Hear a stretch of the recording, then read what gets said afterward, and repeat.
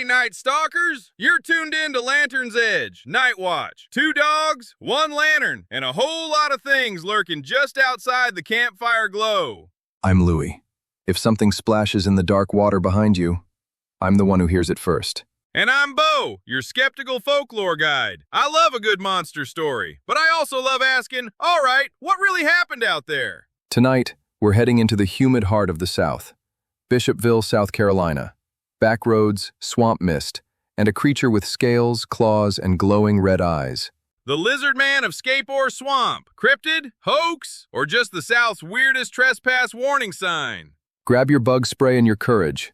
Light the lantern. We're going into the swamp. It's the summer of 1988. The air over Scape or swamp feels like breathing through a wet towel. You're driving home down a lonely, cracked road outside Bishopville. Windows down, radio low, sweat running down your neck. Headlights cut through drifting pockets of fog. Cypress trees lean in from the sides like they're listening. Then your car lurches. It starts pulling to the side. Flat tire, perfect. You roll to a stop on the shoulder, engine idling, bugs already gathering. You step out. The swamp smell hits you, mud, algae, something sour underneath. You pop the trunk, cursing under your breath, grab the jack, and that's when you hear it. Footsteps, not dainty, heavy, wet, coming from the black water beyond the tree line. A shape emerges, taller than any man you know, broad shoulders, long arms ending in claws that drip swamp water. Skin, not skin. Scales, dark, glistening. 2 red eyes catch your headlights and burn back at you. It hisses. Your car rocks as something slams into the side panel. You drop the jack and run for the driver's seat. Behind you, claws rake over metal again. You don't look back, you just drive. And in your mirror for half a second, you swear you see it. A lizard man, watching you leave its swamp. That little nightmare lines up pretty well with what folks in Lee County started reporting back in the late 1980s. The legend says the lizard man is about 7 feet tall, covered in green, scaly skin, glowing red eyes, 3-fingered claws, super strength, able to scratch or dent cars. And his favorite hangout? Scape or swamp, just outside Bishopville, South Carolina. The story that really lit the match came from a teenager, Christopher Davis, who said a creature attacked his car while he was changing a tire near the swamp late at night. Claws on metal, red eyes in the dark, a chase back to the highway. That encounter became ground zero for the legend. After that hit the local paper, reports started piling up. People claimed they saw something big and green crossing roads, lurking in ditches, even messing with parked cars on rural properties. Some cars supposedly had deep scratch marks and mangled chrome. Local law enforcement got involved, not because they believed in swamp lizard supervillains, but because folks were legitimately scared. Hunters, farmers, kids, everyone was on edge. So on paper, you've basically got rural southern town, spooky swamp, strange car damage, 1 vivid eyewitness, and a creature designed straight out of a drive-in monster flick. Honestly, that's all the ingredients you need for a hometown cryptid to be born.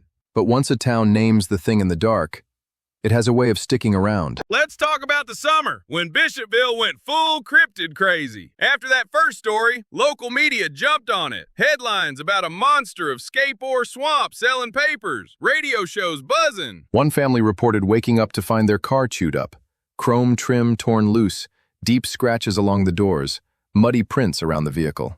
Some folks said the tracks were 3-toed, like a giant bird or reptile. Sheriff's deputies inspected the damage. Some of them went on record saying it looked like something stronger than a person did it, but nobody could say what. You had people camping out by the swamp at night, hoping to catch a glimpse.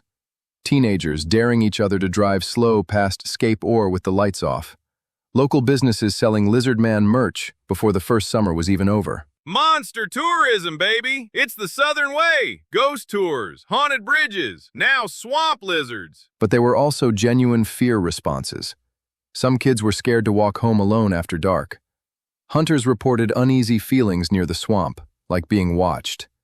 And every weird noise must be the lizard man. You see this pattern a lot. One wild story plus a few unexplained events equals a whole town temporarily living inside a horror movie. And once the monster becomes part of the local identity, t-shirts, festivals, jokes, it's basically immortal. All right, Louie, let's do what we do. Take this thing apart. Theory 1, misidentified animal. South Carolina's full of big critters, gators, large dogs, even the occasional black bear. In bad light, with fear and adrenaline cranked to 11, a standing gator or a bear could look off. True, but the classic description is humanoid.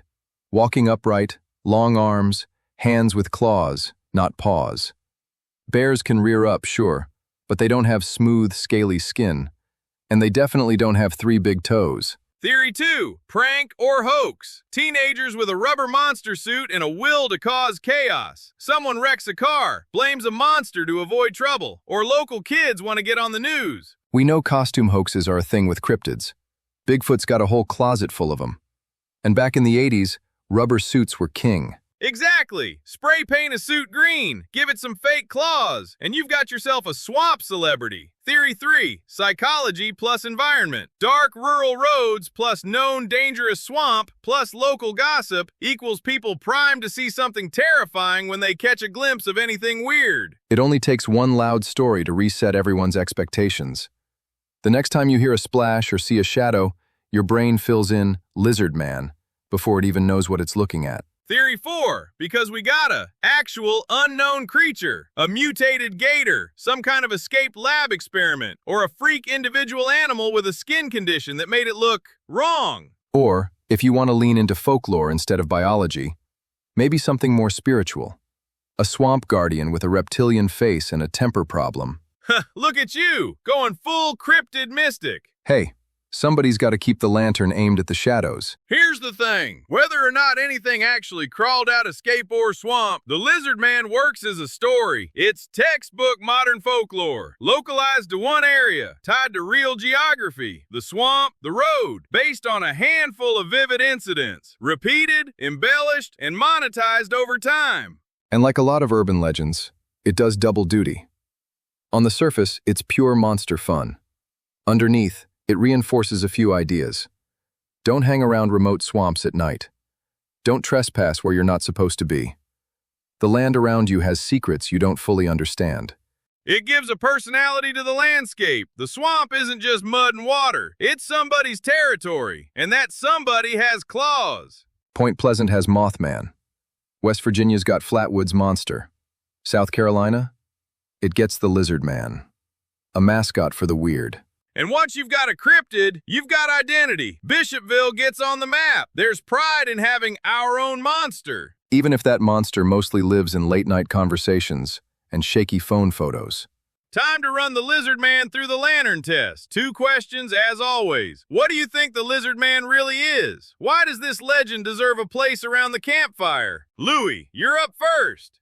I think the Lizard Man is a perfect storm of swamp atmosphere, one scared teenager's story, and a community that needed something thrilling to rally around. My money says a mix of misidentified animals, pranks, and the human brain doing what it does best, turning fear into a face. But around the campfire, it absolutely belongs, because everybody knows a dark road near the water where you feel like you're not alone. The Lizard Man just gives that feeling a body. Not bad, Shepard. My verdict, I lean hard on hoax and hype. A couple of real weird events, maybe car damage not easily explained, got wrapped in a monster costume, and never came back down to earth. But I love it as regional folklore. It's southern as sweet tea and mosquitoes. It says, out here we got our own problems, our own haunts, our own stories. You city folks wouldn't understand. So your score? Believability as a real reptile dude, 3 out of 10. Value as a spooky swamp legend you whisper on a fishing trip, 10 out of 10. Easy. All right, listeners, your turn. Is the Lizard Man a real creature lurking in Scape or swamp, a man in a rubber suit, or just fear wearing a scaly mask? Drop your theories and any weird swamp stories of your own in the comments. If this episode scratched your cryptid itch, make sure you follow Lantern's Edge, Night Watch, rate the show, and share it with that one friend who always wants to go check out that creepy place after midnight. Next time, we're trading swamps for skies. Lights that move wrong, shapes that don't belong, and why the world keeps looking up for answers. Until then, Stay curious. Stay in the light.